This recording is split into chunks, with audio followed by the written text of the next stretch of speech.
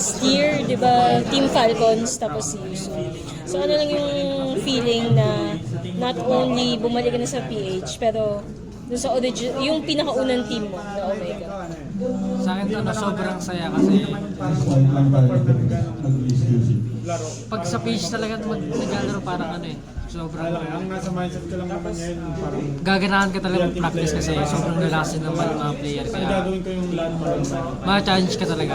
Tapos yung balik ko pa sa ano, sa parang comfort zone ko rin dati. Kaya sobrang saya. So, bakit Omega yung na ano? Ah, unang-una si Coach Mura po kasi parang naging coach ko na yun nung Onyx S12. Tapos siya po yung nag-chat sa akin na mag-tryout ako sa Omega. Tapos ayun po, nag-jeep po agad ako kasi ano, parang dati ko rin naman team kaya jeep po. So ano lang yung parang, kasi tagal ka din sa Omega nun eh, di ba? Parang ano lang yung mga biggest learnings na nakuha mo nung pumunta ka sa Onyx, pumunta ka TNC, tapos Team Falcons and si Yusu. Ano lang yung biggest lesson na dadalhin mo ngayon na bumalik ka sa Omega?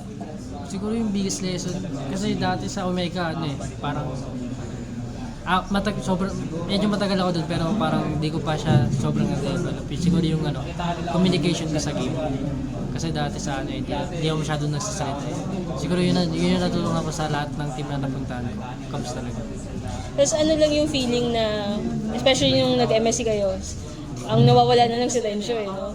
Pero si Eto Max, na, although hindi na siya player, coach siya, si Chuck nung si Kelra, magkakalaban na kayo ngayon. Parang ano lang yung feeling mo na, nakalaban mo na sila ngayon, pero si Kelra kakalabanin mo ulit. Ano lang yung feeling na magkakalaban na kayo? Sobrang saya kasi ano, parang magkikita-kita ulit kami. Parang ano, sobrang saya lang kasi hindi man kami magkakampi pero nagkakasama kami pero magkalaban na. Parang masaya din kasi ano, naglalaban kami ano, parang wala pang bumibitaw sa atin.